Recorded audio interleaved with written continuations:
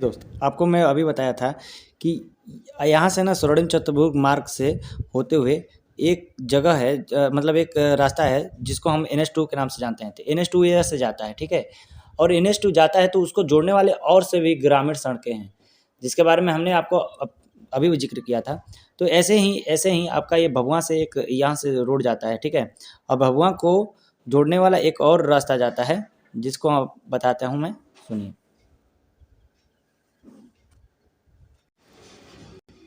महुअर कला है और यहाँ से पतेसर मार्ग इसको कहते हैं ना।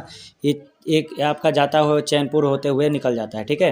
हाँ, चांद चैनपुर होते हुए निकल जाता है। तो आपको यहाँ पर मैं बता दूं कि एक पहाड़ी, छोटी छोटी पहाड़ियाँ ना टुकड़ी सब बिखरे हुए हैं, और इन पहाड़ियों से ना पड़ता है तो ये पहाड़ियों से और कुछ गाँव के नाले नलियाँ मिलकर एक नदी का रूप धारण कर लेते हैं। अब जैसे गोवनवा नदी की मैं बात करूँ, है ना, तो आपको पता होना चाहिए कि यहाँ से पतेसर एक कहलाता है। पतेसर, इस जगह का नाम है पतेसर। पतेसर से ना, पतेसर से एक नदी आती है और ऐसे ऐसे नदी जाती है।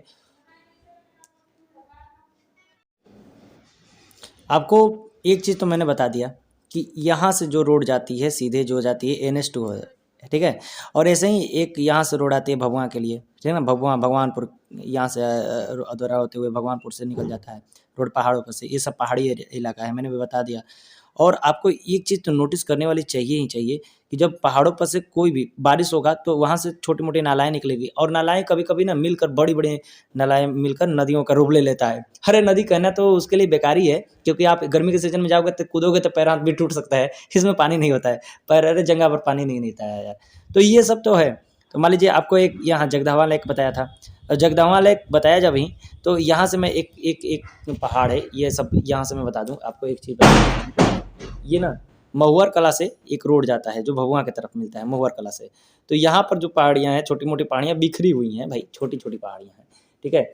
और आपको बताया यहाँ पर एक बख्तियार खां का मकबरा है। तो यहाँ से ना एक ये पहाड़ है ना, ये पहाड़ है, शायद इसका नाम है मैं बता दूँ, भेलाड़ी। भेलाड़ी पहाड़ है, और भेलाड़ी पहाड़ से ना ये बारिश होता है तो कभी कभी एक नदी गुजरती है। अब चलो उसका नाम मैं बता देता हूँ।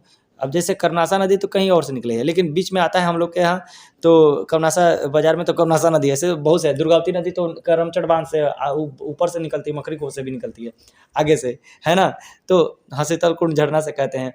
तो लेकिन आकर दुर्गावती में दुर्गावती नदी उसको प्रसिद्ध भी हो गया है। तो ये सब पीला नदी आपको बना रहा हूँ ना, तो ये पीला नदी है गहुअनवा, ठीक है ना, पीला रंग से बना रहा हूँ। ये अमाव सिरबित होते हुए एक गोहुअन गाँव पड़ता है, गोहुअन गाँव, ठीक है ना। वहाँ से जाते जाते जैसे एक गोहुअनवा, और ये यहाँ से एक आता है कैरवा नदी। ये दोनों जाकर मिल जाता है किसमें, यहाँ से एक नदी आता है, उसका नाम है सुअरवा नदी। आप कंफ्यूज हो गए यार, गोहुअनवा, सुअरवा, कैरवा, कई ठो नदी है। और सुअरवा नदी जाकर मिल जाता है आपका दुर्गावती में। एक दुर्गावती नदी जाती है करमचट बांध से निकलते हुए, है ना। ऐसे दुर्गावती नदी बहुत फेमस है। दुर्गावती नदी मैं बता दूँ, ये आपको यहाँ तो बताया था ना यूपी बिहार की बॉर्डर। अब बॉर्डर में बनाता नहीं हूँ, बार बार बनाओ यार। ऐसे मतलब बिहार के बॉर्डर से ये कर्नासा नदी जा रही है। तो कर्नासा नदी और जहाँ दुर्गावती नदी का संगम होता है ना, आंटडी नामक गाँव पे, आंटडी गाँव, अरे जानते हो दोनों तरफ से ना नदियों से घिरा हुआ गाँव है। और बरसात के दिन में ना वहाँ पर बाढ़ आना ये जन सामान्य है। आंटडी में बाढ़ जरूर आता है, आंटडी। अरे भाई आंटडी आपको पता है, तो आंटडी में बाढ़ आना लाजमी है क्योंकि दोनों तरफ से घिर जाता है।